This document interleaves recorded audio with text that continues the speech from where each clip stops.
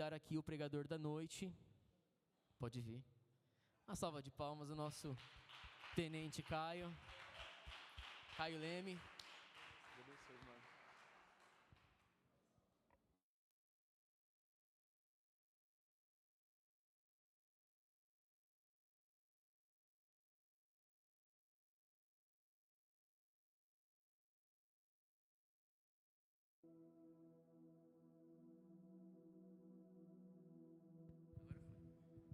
Glória a Deus, a paz do Senhor, igreja.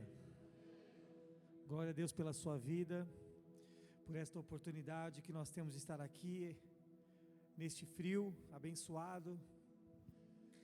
Deus nos deu ânimo, né? Ele diz na tua palavra, tem de bom ânimo, você teve ânimo e conseguiu chegar aqui nessa noite em nome de Jesus. Isso é maravilhoso. Então abra sua Bíblia no Evangelho de Marcos, capítulo 10, vamos ler aqui a partir do versículo 46. Marcos, capítulo 10, a partir do versículo 46.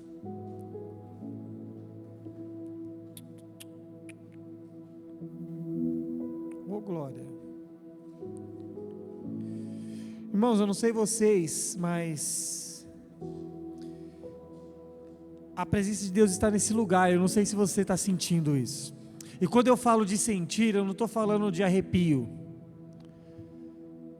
É notório que Deus está neste lugar, de tudo que Ele já falou, através dos louvores, através da inspiração ali que o Paulinho compartilhou conosco, através dos dízimos e ofertas, e Ele quer permanecer neste lugar também no momento da palavra, e Ele quer que você permaneça nele no momento da palavra, que os seus pensamentos não fiquem vagando em outras coisas, em suas preocupações, em seus problemas, em seus projetos, em outras pessoas, porque você vai ouvir a palavra e talvez você pode até pensar, se fulano estivesse aqui para ouvir isso. A palavra do Senhor, ela nunca volta vazia, e quando Deus ele libera a sua palavra, Ele libera com propósito, e se você está aqui nessa noite, essa palavra é para você. Por isso, curve a sua cabeça, vamos apresentar esse tempo na presença do Senhor, amém? Pai, nós queremos apresentar esse tempo na Tua presença. Obrigado pelo privilégio de poder pregar a Tua palavra. Obrigado pelo privilégio de poder fazer parte da Tua família, Senhor. Que o Senhor possa abençoar a vida de cada um aqui nessa noite, que está tendo o privilégio de ouvir a Tua palavra. Que nenhuma voz venha a ser ouvida neste lugar, a não ser a voz do Teu Espírito Santo. Toda distração, todo engano, toda perturbação de Satanás contra os seus filhos, para tentá-los impedi-los de ouvir a Tua palavra, caia por terra em nome de Jesus. Continue falando conosco, nos abençoando, assim nós te pedimos e te agradecemos, em nome de Jesus, amém. Amém, irmãos? O texto aqui fala do cego Bartimeu, o cego Bartimeu que foi curado. Quantos conhecem essa passagem bíblica? Quem aqui nunca ouviu falar sobre o cego Bartimeu? Levanta a mão. Boa.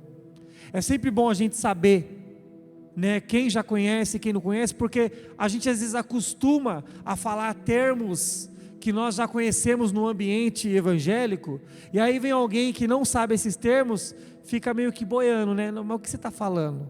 Eu quero que você, assim que não conhece, e você que conhece, preste muita atenção nessa palavra, porque essa palavra, ela diz respeito ao povo de Deus.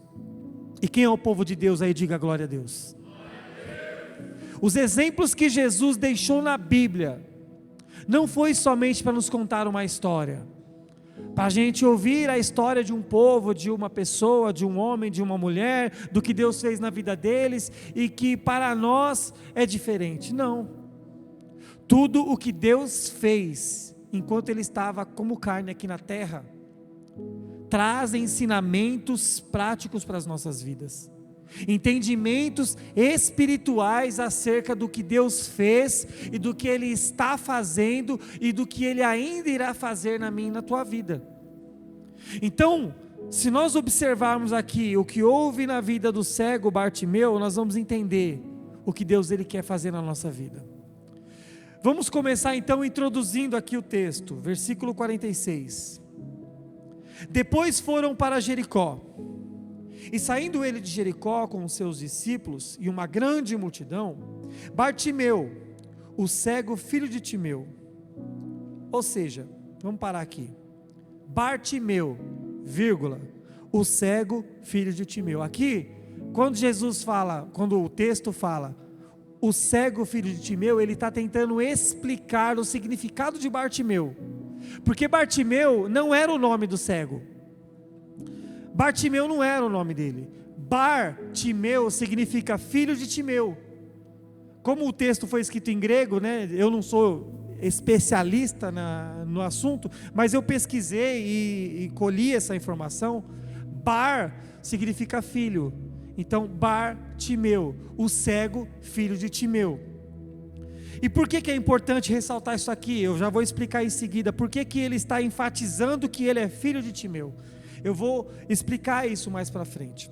Então, Bartimeu, o cego, filho de Timeu, estava assentado junto do caminho mendigando. E ouvindo que era Jesus de Nazaré, começou a clamar e a dizer: Jesus, filho de Davi, tem misericórdia de mim. E muitos o repreendiam para que se calasse, mas ele clamava cada vez mais: Filho de Davi, tem misericórdia de mim. E Jesus, parando, disse que o chamasse, e chamaram o cego, dizendo-lhe: tem de bom ânimo, levanta-te, que ele te chama. Amém? O tema dessa ministração é: tem de bom ânimo, ele te chama. Ter bom ânimo, o que é ter bom ânimo? Né? Muitos tiveram a oportunidade de sair de suas casas e vir cultuar ao Senhor. Alguns teve ânimo e não se deixou levar pelo cansaço, pela preguiça, pelos compromissos e tudo mais. Até porque o nosso compromisso no domingo é aonde? Para o crente, aquele que ama a Deus, que serve a Deus e que cultua a Deus. O domingo, o nosso compromisso é com o Senhor, é estar reunido aqui em comunidade para entregar o nosso melhor culto, o nosso melhor louvor, a nossa melhor adoração ao Senhor. Então, ter bom ânimo é você entender que precisa ser tirado de dentro de você algo a mais para fazer com que você cumpra aquilo que você acredita em Deus, aquilo que você tem com Deus, o compromisso, a aliança e tudo mais.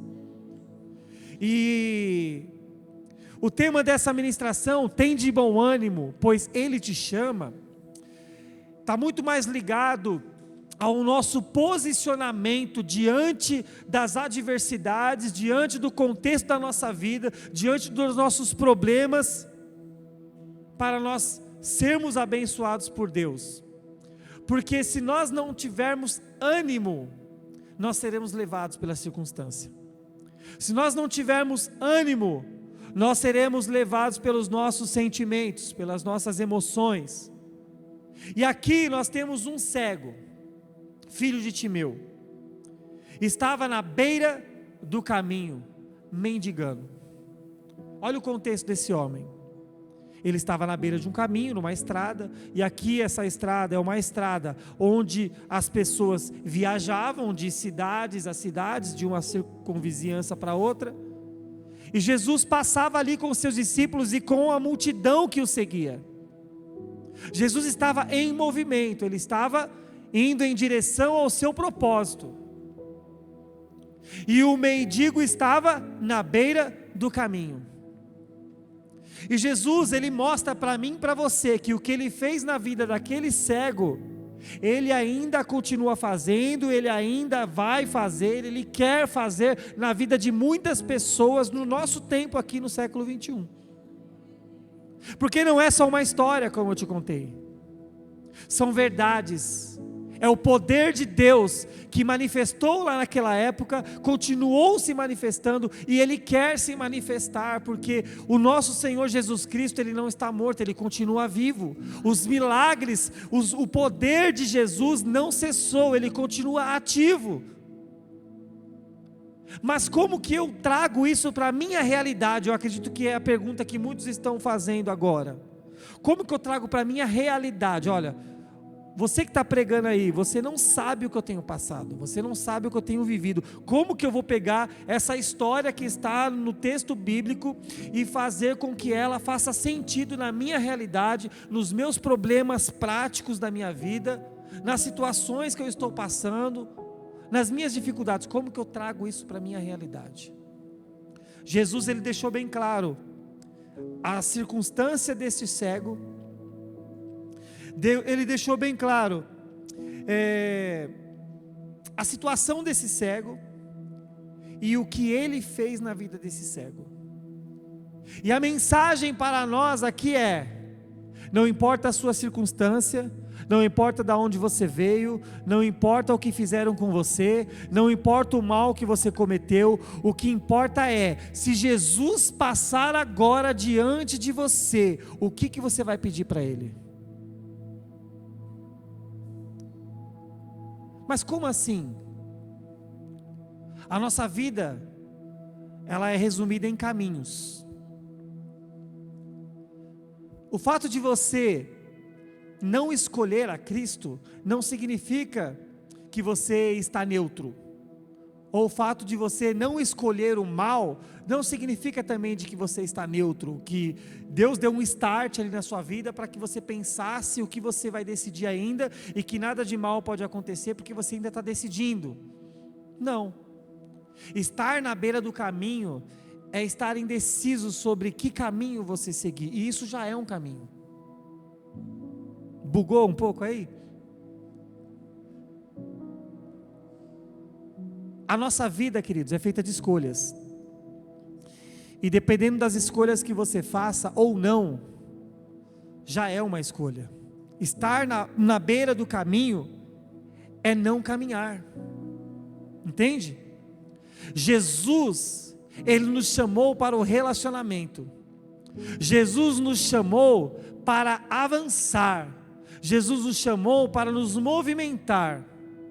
E quando nós estamos parados, nós deixamos de crescer, de se desenvolver e de ir em direção ao destino que Deus tem preparado para nós. Este cego, certamente, estudiosos dizem, mas eu não vou usar isso como algo mais importante, certamente ele era filho de um homem muito importante, muito rico, com muita influência. Não é à toa que o texto cita Timeu. Quem foi Timeu? Eu não sei quem foi Timeu, mas historiadores, estudiosos dizem que Timeu foi uma pessoa muito importante, e que aconteceu alguma coisa, uma catástrofe, ou alguma situação que fez com que o seu pai morresse, e que de alguma forma acarretou neste homem a cegueira, porque o texto logo lá à frente vai dizer que ele não era cego de nascença.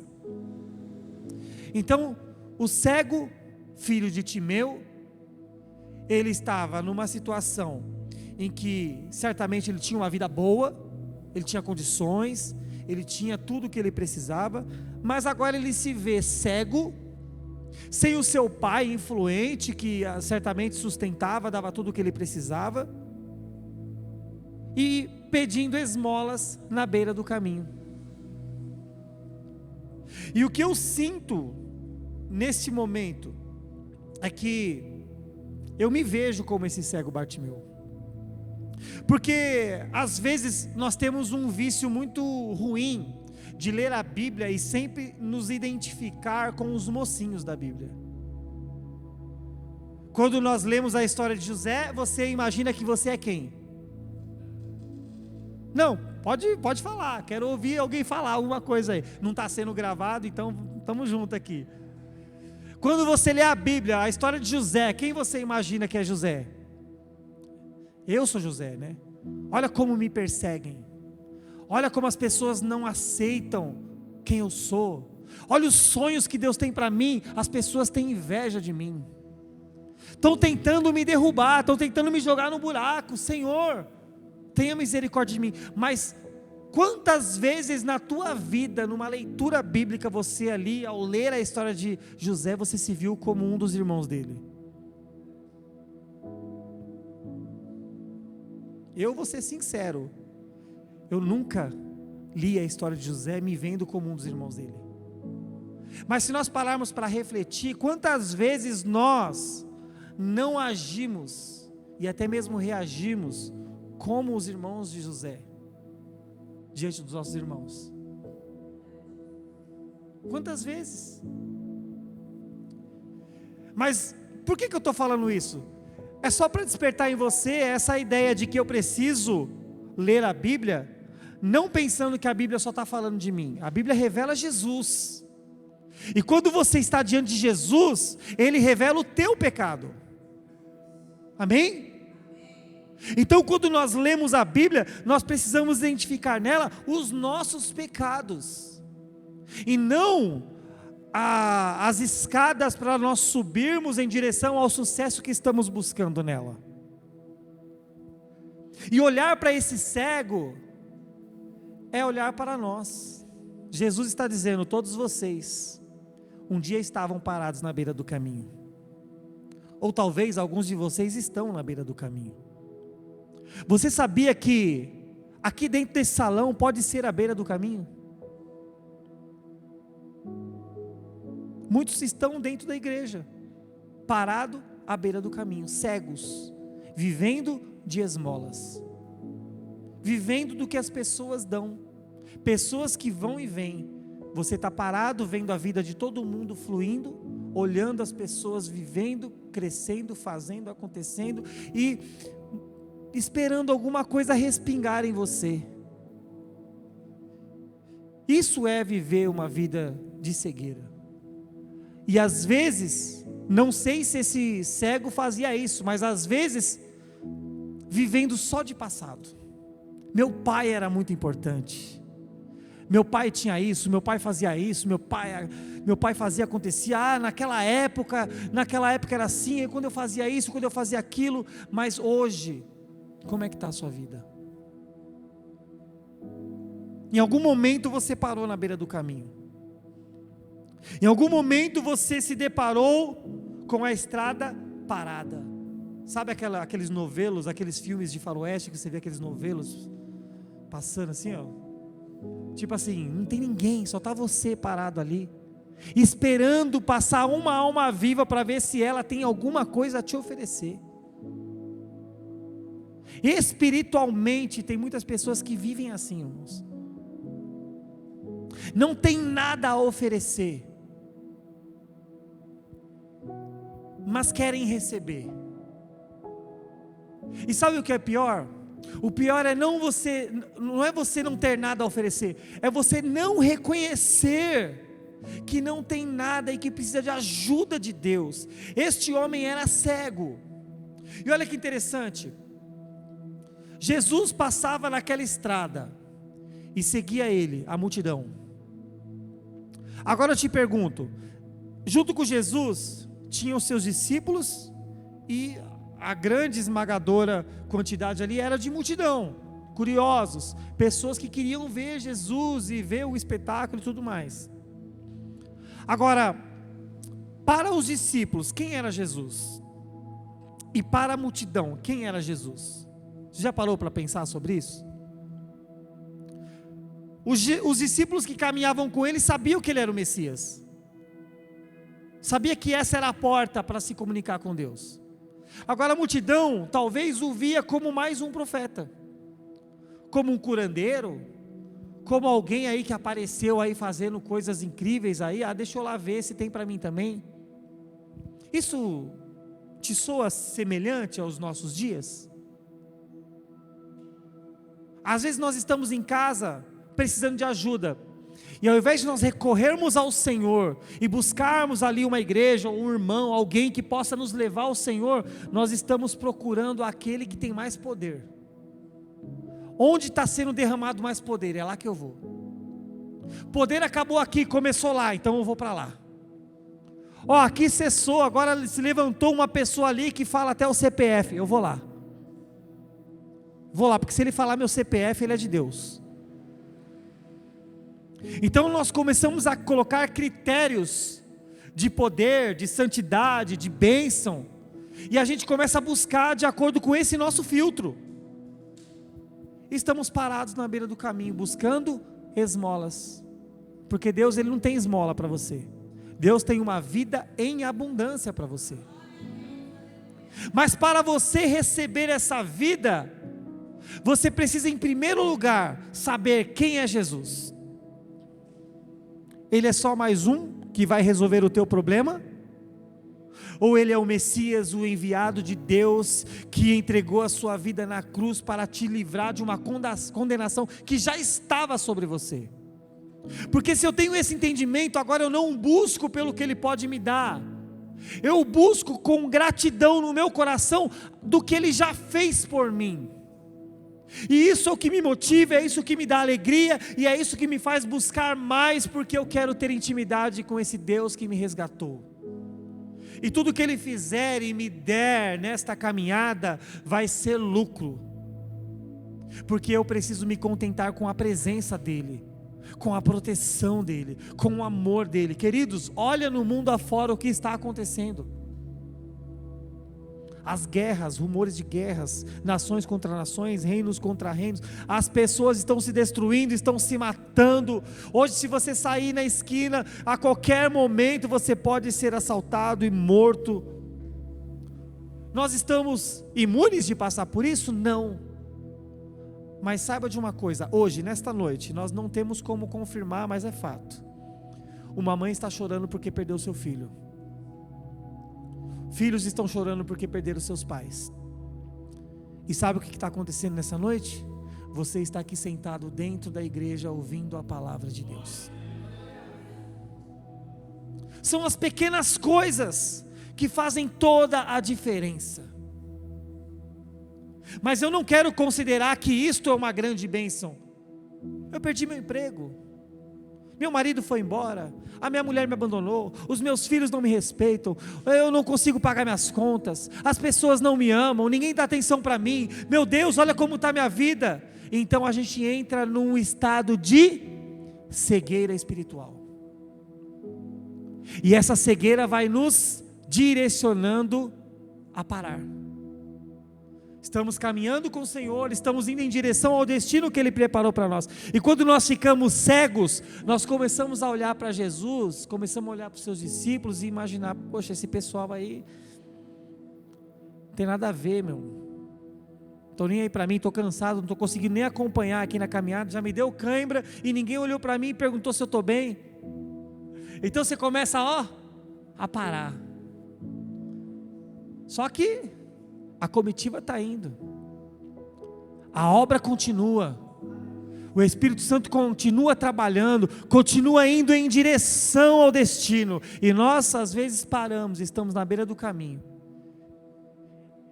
abandonando aquele que nos sustenta na caminhada. E como estamos parados e ele já foi, nós vamos viver do quê? De esmola daqueles que aparecerem. É assim que esse cego estava. E o texto diz que, no versículo 50, que quando dizem para ele, tem de bom ânimo, né? Porque ele te chama, diz assim que ele lança de sua capa. Ele se levanta e vai de encontro a Jesus. Essa capa aqui, também dizem estudiosos, né? Não é nada, uma doutrina bíblica, de que representava ali uma autorização para mendigar. Sabe quando você tem a autorização da prefeitura para colocar uma banca para vender produtos na Mateu Bay ou em qualquer outro lugar? Isso não é mendigar, isso é trabalho. Mas naquela época mendigar era um trabalho. E a pessoa tem ali um alvará, uma autorização, que se a polícia vier, o GCM e tal, não, peraí, a prefeitura me autorizou, está tudo certo, eu posso estar aqui vendendo. Ele é a mesma coisa. Isso também nos ajuda a entender que é possível mesmo que, pela influência de seu pai, ou talvez pelo cargo que seu pai tinha ali, né, certamente o que restou para ele, vamos dar uma autorização para que pelo menos ele viva das gorjetas ali, das esmolas, né? E aí é interessante que Deus falou muito forte no meu coração sobre isso, irmãos. Deus, Ele nos chama para caminhar com Ele, mas a gente às vezes não quer largar mão daquilo que já é uma miséria, já é uma esmola, já é algo que nos atrasa e nos impede de crescer, mas o nosso medo de perder aquela pouca coisa que a gente tem, a gente não toma uma decisão. Quantos estão entendendo o que estou falando? O que te impede hoje de largar a capa, de se levantar, de ir em direção ao Senhor e caminhar com Ele? O que te impede? É uma pessoa? É um namorado? É uma namorada? É seu esposo? É sua esposa? É o dinheiro? É o dinheiro? Você tem medo de entregar sua vida para Jesus, se firmar com Deus e parar de ganhar dinheiro? É isso? E agora? O que vai ser? Eu tenho tantos planos com dinheiro. E todo aquele dinheiro que eu ganhei no Tigrinho, o que eu faço agora? O que eu faço?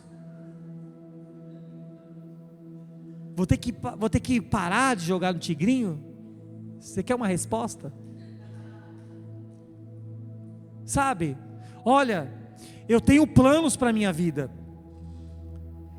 E eu tenho certeza que Deus está abençoando meus planos. Só que você está cego, igual o Bartimeu, achando que Deus está aqui para assinar os seus contratos. Você vai lá, faz o contrato, bonitinho. Eu quero viver assim, assim, assim, eu quero fazer isso, eu quero ter isso, eu quero fazer isso, eu quero ir para tal lugar. E aí você só quer que Deus assina. Só que saiba de uma coisa, vamos usar a ilustração aqui do que está acontecendo na história. Jesus está na estrada indo em uma direção. Entende?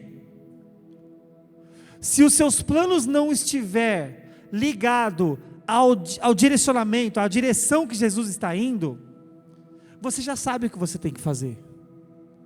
Você tem que abrir mão dos seus planos. Você tem que abrir mão dos seus projetos.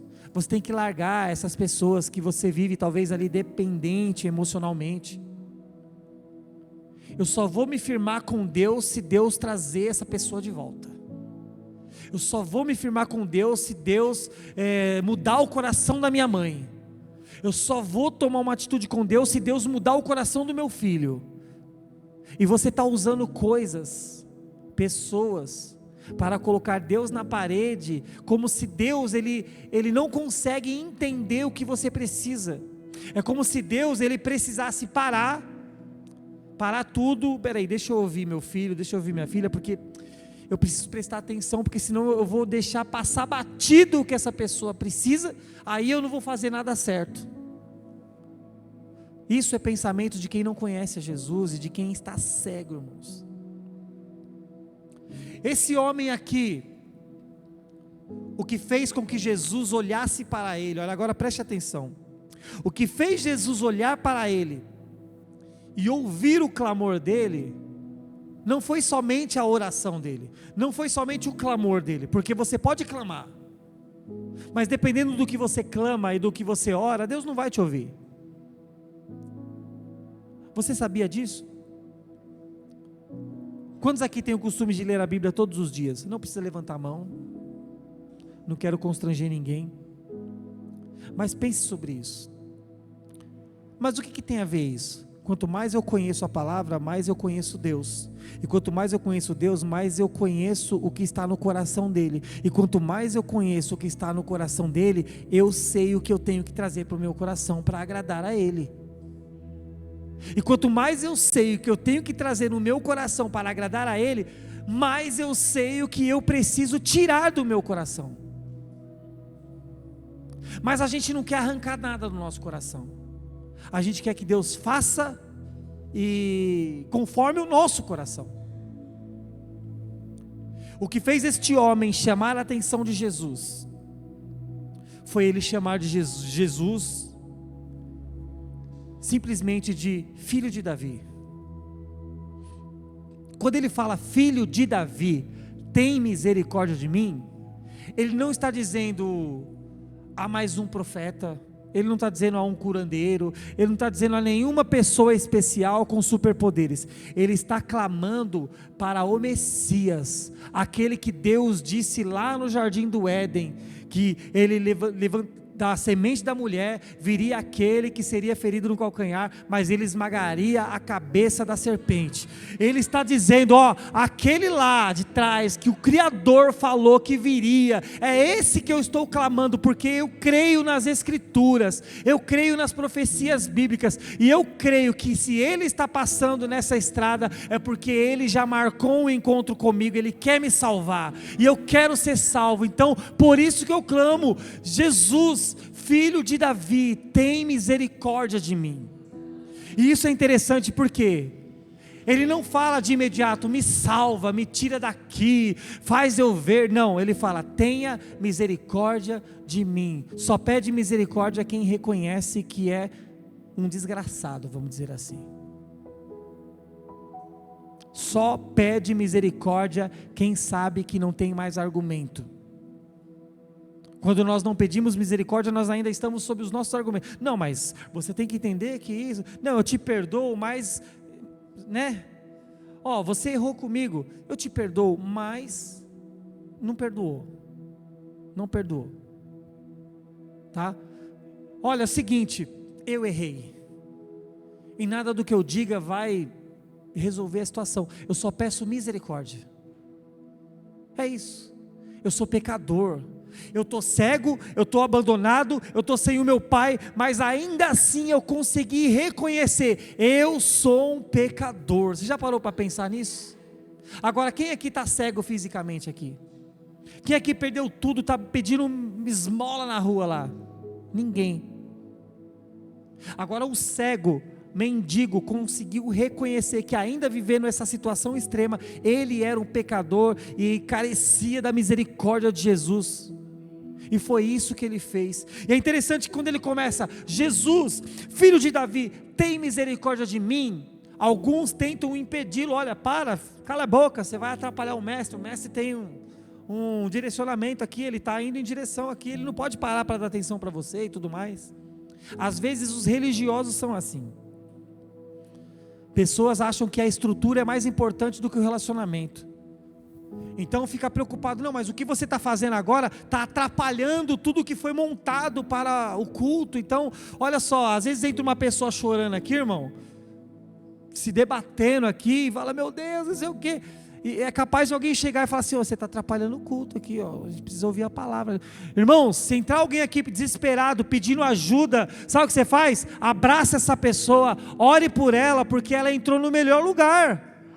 E você pode ser usado para isso. E aquelas pessoas que estavam com Jesus não entendeu. Mais uma alma para ser salva por Jesus. E quando dizem para ele, olha, tende bom ânimo, levanta-te, ele te chama. É que falou as palavrinhas mágicas. Eu estou falando mágica, mas pelo amor de Deus, não estou falando de magia aqui não, irmãos. É uma frase só. Falou as palavras certas, vamos falar a palavra certa, né? A palavra certa para chamar a atenção de Deus é reconhecer que você carece da misericórdia dEle. Reconhecer que você é cego. Reconhecer que você não tem nada. E reconhecer que as esmolas desse mundo não podem suprir a tua necessidade. E sabe quais são as esmolas desse mundo? Tudo aquilo que ainda enche os teus olhos e o teu coração. E você às vezes coloca em igualdade com as coisas de Deus. Mas são esmolas.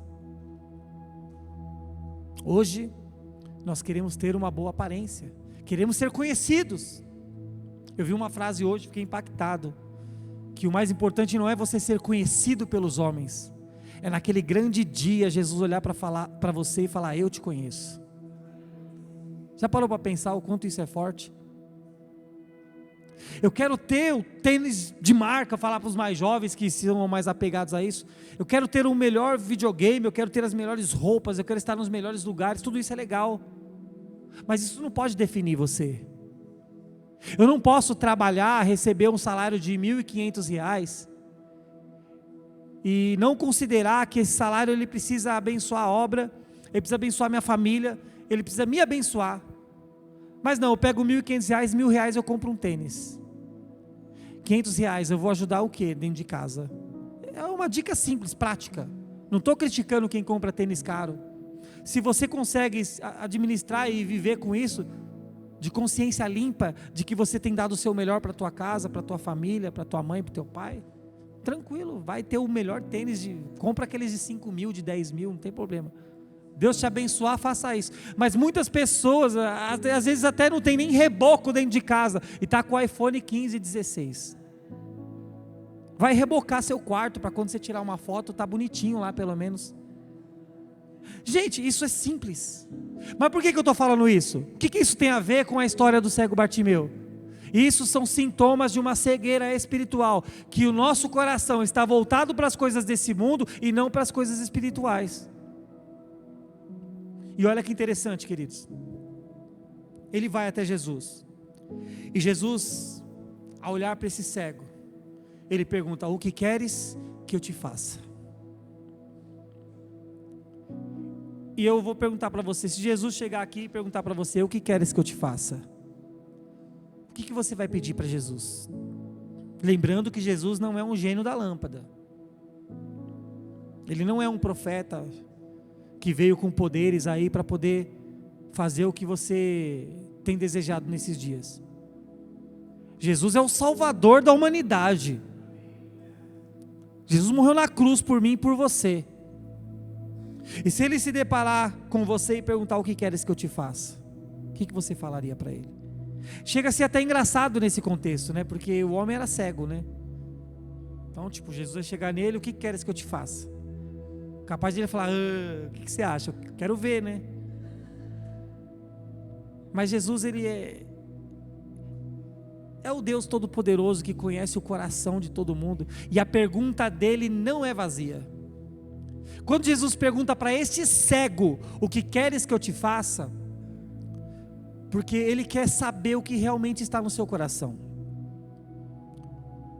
E esse homem fala: Senhor, eu quero me tornar a ver. Só pede para ver quem reconhece que é cego. Só pede para ver quem reconhece que é cego. E se você que está aqui nessa noite, você quer ver Jesus, você quer enxergar o que Deus tem para a tua vida, o propósito de Deus para a tua vida, para a tua família, se você quer viver uma nova vida na presença do Senhor, você precisa primeiro reconhecer que você está cego. Você não consegue ver. Você já tentou de várias formas resolver a tua vida e todas elas foram frustradas. Reconhecer estar cego é reconhecer que eu não consigo me sustentar sozinho. E Jesus, ele é muito maravilhoso, porque Jesus abençoa esse cego dizendo para ele assim: olha, vai, a tua fé te salvou. E o que acontece? O que o texto diz em seguida? E logo viu. Vai, a tua fé te salvou. E diz o texto: e logo viu. Simples assim. Se você fizer a oração certa para Deus, é impossível nada acontecer. Mas sabe por que muita coisa não acontece na sua vida? Porque você faz a oração errada. Sua oração é cheia de sentimento, é cheia de emoções, é cheia de raiva, cheia de ressentimento. Às vezes nós estamos pedindo para Deus fazer algo na nossa vida porque a gente quer mostrar para o nosso irmão que Deus é na nossa vida. Como assim? Eu quero que Deus faça na minha vida isso, porque eu quero que as pessoas vejam que Deus está comigo, que Ele não me abandonou, que Ele me prospera e tudo mais. Você não precisa provar nada para ninguém, nem para você mesmo. Você só precisa provar de Deus. E para provar de Deus é reconhecer que você é cego, pobre e nu sem Jesus. Mas para reconhecer que é cego, pobre e nu, vai precisar abrir mão de muitas coisas. Vai precisar abrir mão do seu orgulho. Vai precisar abrir mão da sua vaidade. Você vai começar a olhar para as pessoas ao seu redor e perceber que não é sobre o que elas fazem por você, é sobre o que você faz por elas. Essa é a verdade. Porque se eu fosse considerar tudo que já fizeram contra mim, tudo que já falaram de mim, tudo que já fizeram e aconteceram para me prejudicar, eu nem estava aqui hoje. Mas uma pessoa que está cega, ela não consegue enxergar que ela é protagonista da mudança na vida dela. E esse protagonismo não é no poder final. O poder final vem de Jesus, mas o protagonismo é diante da situação, ter autonomia para se levantar e bater no peito e falar assim: olha, eu não vou deixar palavra alguma me diminuir. Eu não vou deixar as circunstâncias dizer até onde eu posso ir. Eu conheço a palavra, eu conheço as escrituras, e a palavra diz que Jesus, quando ele começa a obra na vida de uma pessoa, ele é fiel para completá-la. A palavra diz que Jesus veio para os seus, mas os seus não o receberam. Mas eu estou aqui na posição de o receber. Então eu não vou seguir a maioria, eu vou fazer a minha escolha. Diante de tudo que não deu certo na minha vida, eu não vou mais murmurar. Eu não vou mais terceirizar as responsabilidades da minha vida às outras pessoas. Eu estou assim porque ninguém cuida de mim. Eu estou assim porque o desemprego está alto. Eu estou assim porque eu não tenho dinheiro. Eu estou assim porque as pessoas isso, aquilo. Tá, mas o que você fez com tudo isso? Jesus foi o nosso maior exemplo. Ele é o único inocente. Se você está aqui achando que você é inocente de alguma coisa, de que você foi injustiçado, eu fui injustiçado, as pessoas me maltrataram, isso só aconteceu uma vez na história, queridos, uma vez, e foi há mais de 2000 anos atrás. Jesus, o único inocente, o único injustiçado, foi entregue para ser morto na cruz do Calvário, sem dever nada, e ele que tinha todo o direito de reclamar e de falar tudo o que ele tinha que falar, ele diz a palavra de Deus que como um cordeiro, como uma ovelha, ele esteve calado, e ele foi ao matadouro dessa forma. Ele foi em direção à morte calado. Sabe por quê? Porque o mais importante não é o que ele estava sentindo naquele momento, o mais importante era o propósito que ele estava cumprindo, se entregando naquele lugar. E muitos de nós somos imaturos porque nós não pensamos no propósito, nós pensamos no que nós estamos sentindo no momento. E quando Jesus diz que no mundo teríamos aflições, mas que era para termos bom ânimo, é exatamente isso que ele está falando. Traduzindo: não se deixe levar pelos seus sentimentos, não se deixe levar pelas suas emoções diante das adversidades, porque tudo isso é para tirar a tua atenção do propósito. E quando eu olho para o que as pessoas estão fazendo para mim, quando eu olho para aqueles que não me ajudaram, aqueles que me maldizerem, aqueles que falaram um monte de mim, que até me caluniaram, aqueles que me bateram, me espancaram, quando eu olho para isso e quero usar isso como justificativa do estado ao qual eu estou sendo medíocre, eu estou agindo como um cego, que é impossível ver o que Deus está fazendo. Vi uma sátira esses dias aqui, engraçada, mas muito real. O cara mostrando o apóstolo Paulo voltando das agendas dele. Não sei se vocês já viram isso, é um cara muito engraçado. O apóstolo Paulo voltando da agenda, a agenda de pregação da palavra tal, todo rasgado, sujo de sangue, o olho roxo tal, ele feliz assim, ó, não recebeu uma oferta, só recebeu pancada. Mas ele estava ali feliz porque ele tinha pregado o evangelho, tipo uma sátira, só para você entender. O apóstolo Paulo, ele disse várias vezes: eu sei passar necessidade, eu sei passar em fartura. Ele sabe, quando sabe passar em fartura, eu sei administrar grandes quantidades, eu sei o que é ter do bom e do melhor, mas eu também sei o que é não ter nada para comer, eu também sei o que é passar frio, o que é ser espancado, o que é ficar preso, o que é ficar doente, abandonado numa masmorra. Eu sei tudo isso. E ele diz: eu sei de tudo isso, mas o que poderá nos separar do amor de Deus? Nada. E ele finaliza dizendo: tudo posso naquele que me fortalece. Tudo posso suportar, tudo posso aguentar, tudo posso enfrentar, porque o propósito é muito maior do que o que está vindo em direção a mim. E esse cego estava na beira do caminho, representando muitos cegos que estão hoje parados no caminho, sem direção, sem caminhar, não sabe de onde veio nem para onde vai. E se você está nessa situação, Essa é a oportunidade de você refletir sobre isso e se posicionar. Ter bom ânimo não é só acreditar e esperar alguma coisa acontecer. Ter bom ânimo é se levantar quando tiver que se levantar. Abrir a boca e clamar quando tiver que clamar. Ter bom ânimo é reconhecer a cegueira. E não só reconhecer timidamente, é gritar: Jesus, filho de Davi, tenha misericórdia de mim.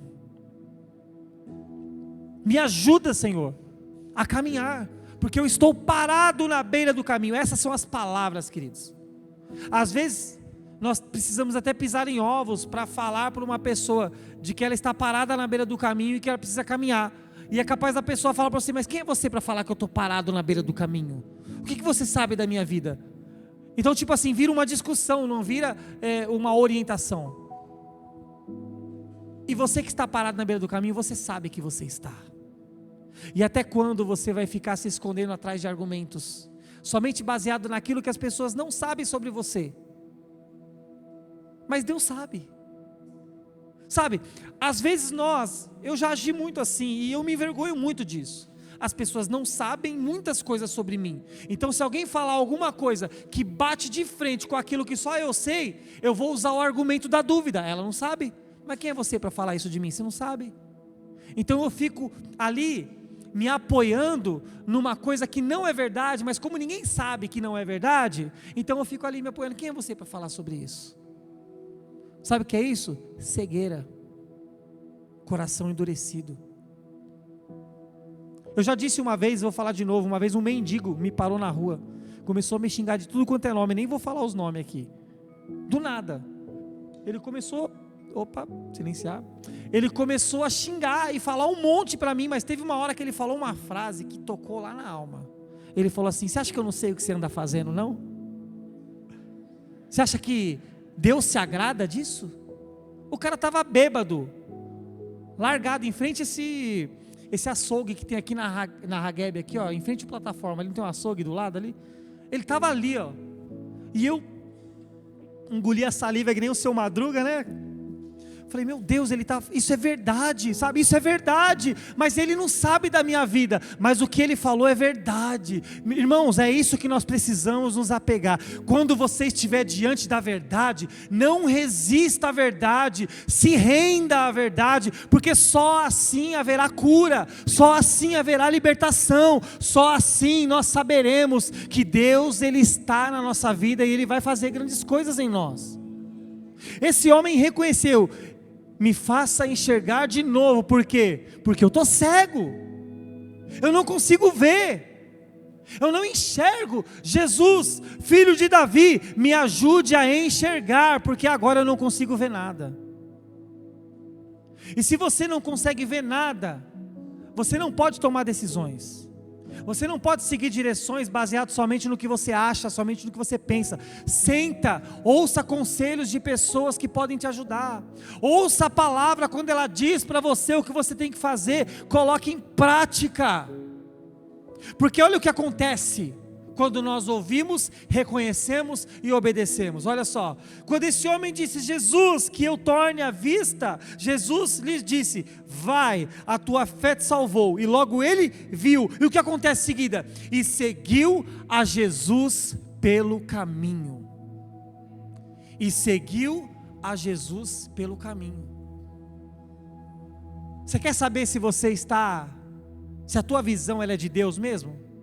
Você tem que estar no caminho. Você está indo em direção à vontade de Deus? Você está caminhando com Deus? Ou você está parado, utilizando justificativas? Mas eu estou parado porque ninguém me dá bola, ninguém me dá atenção. Não deixaram eu pregar aquele dia lá, fiquei chateado. Não deixaram eu cantar, não deixaram eu dançar. Ninguém olha para mim, eu sei jogar bola, ninguém deixa eu jogar bola na igreja. Não tem ministério de futebol na igreja, irmão.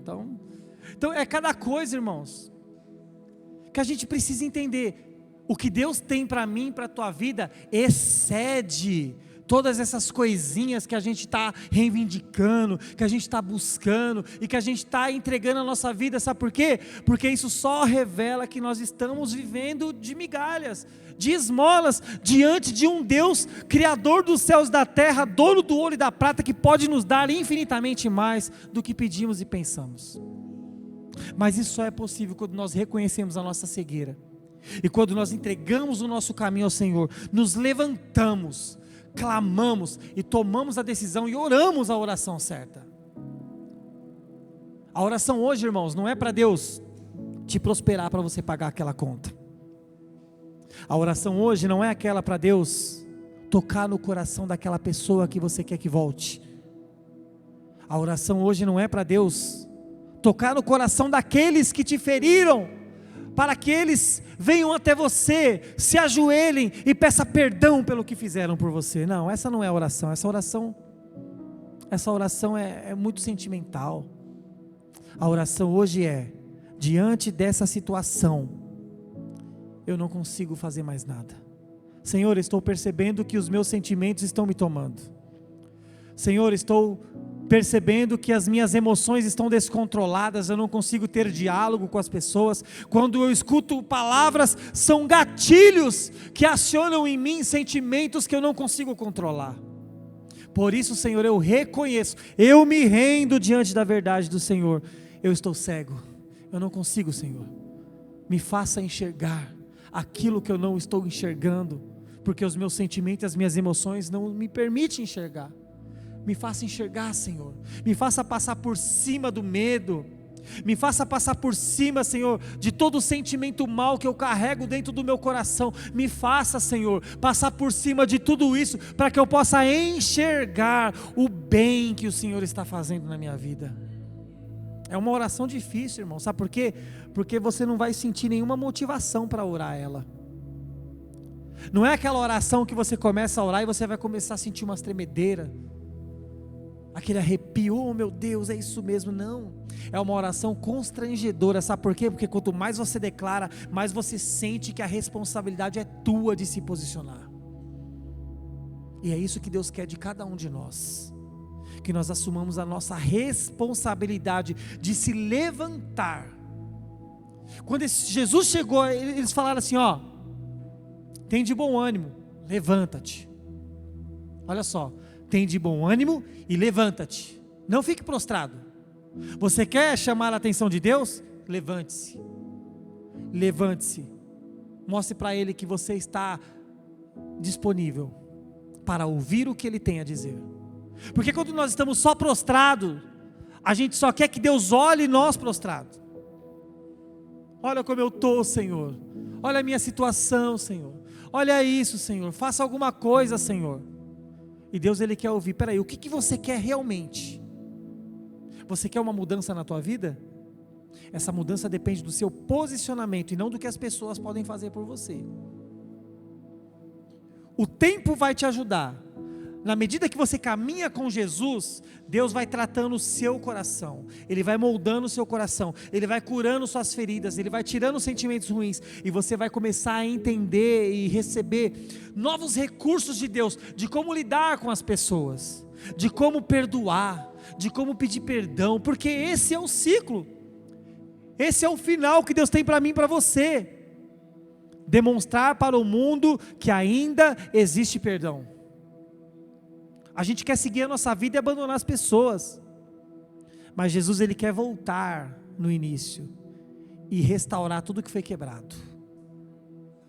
E hoje Ele pode começar a restaurar o que está quebrado dentro de você, se assim você quiser, se assim você reconhecer de que você está na beira de um caminho, parado, enquanto o Senhor está avançando, você está ali, vendo Ele cada vez mais distante, e você clama, mas só que você clama pedindo esmola, e Deus, Ele não veio dar esmola, Ele veio dar salvação, Ele veio dar vida abundante, Ele veio dar para você o que realmente você precisa, e não o que você está pedindo. E se você reconhece que você estava nessa situação, e você não quer ficar mais, Dentro do seu coração agora você está clamando: Jesus, filho de Davi, tem misericórdia de mim. Saiba de uma coisa, ninguém vai te impedir nessa noite, mas uma coisa você vai ter que fazer: levanta-te, levante do seu lugar, vem aqui à frente, porque nós vamos orar, nós vamos apresentar a tua vida ao Senhor, porque as pessoas que vão olhar você vir aqui à frente, nada elas podem fazer por você. Eu vou ser criticado porque, por causa disso, por causa daquilo. Não, você está tomando a melhor decisão da tua vida, de que é se consertar com o Senhor, de abrir os olhos para enxergar o que realmente Deus é para você, e principalmente o que você é para Deus. Por isso eu quero que você feche seus olhos, e eu quero que você faça a melhor oração da tua vida hoje, porque hoje a tua oração pode mover o coração de Deus. A tua oração pode fazer com que Jesus olhe para ti e diga: a tua fé te salvou. Abra os olhos agora, que agora você vai começar a ver o que você não via. Agora sabe o que vai acontecer? Eu vou te mostrar aquilo que você não